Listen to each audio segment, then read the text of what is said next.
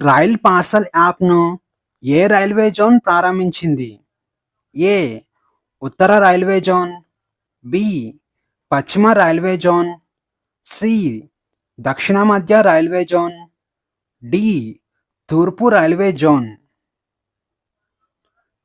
Answer చేసి option C, దక్షిణ మధ్య రైల్వే జోన్. 2026 మార్చిలో ఇండియా మరియు నేపాల్ దేశాలు ఏ ఒప్పందంపై సంతకం చేశారు? ఏ. వాణిజ్య ఒప్పందం, బి. అడవులు, వన్యప్రాణులు మరియు వాతావరణ మార్పు, సి.